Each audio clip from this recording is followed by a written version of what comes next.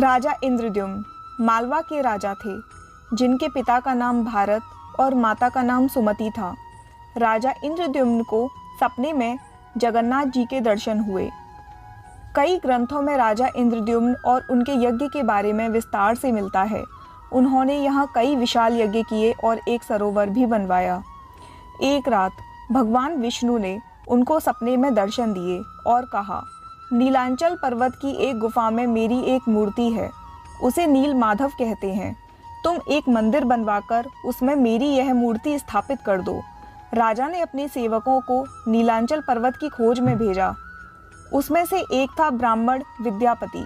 विद्यापति ने सुन रखा था कि सबर कबीले के लोग नील माधव की पूजा करते हैं और उन्होंने अपने देवता की इस मूर्ति को नीलांचल पर्वत की गुफा में छुपा रखा है।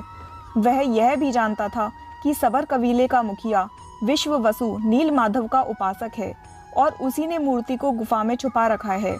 चतुर विद्यापति ने मुखिया की बेटी से विवाह कर लिया। आखिर में वह अपनी पत्नी के जरिए नील माधव की गुफा तक पहुंचने में सफल हो गया। उसने मूर्ति चुरा ली और राजा को लाकर दे दी। विश्ववसु अपने आराध्य देव की मूर्ति चोरी होने से बहुत दुखी हुआ। अपने भक्त के दुख से भगवान भी दुखी हो गए।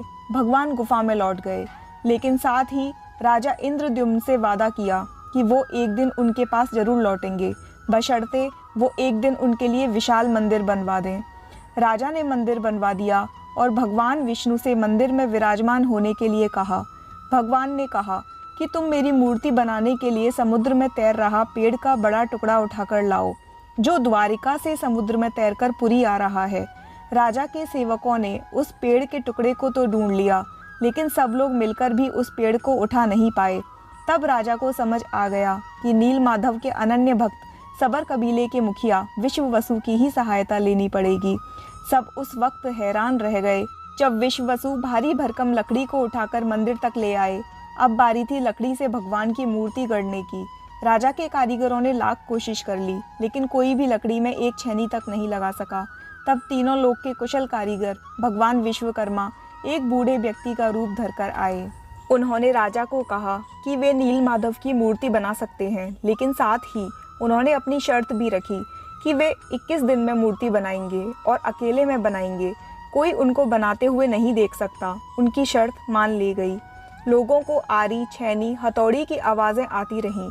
राजा इंद्रद्युम्न की रानी गुंडीचा अपने को रोक नहीं पाई।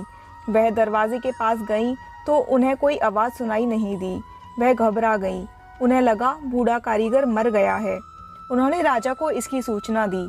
अंदर से कोई आवाज़ सुनाई नहीं दे रही थी, तो राजा को भी ऐसा ही लगा।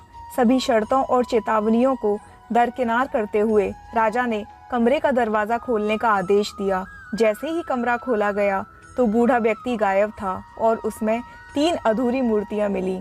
भगवान नील माधव और उनके भाई के छोटे छोटे हाथ बने थे, लेकिन उनकी टांगें नहीं, जबकि सुभद्रा के हाथ पांव बनाए ही नहीं गए थे।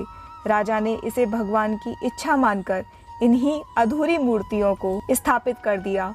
तब से लेकर आज तक तीनों भाई बहन इसी रूप में विद्यमान हैं। नमस्कार।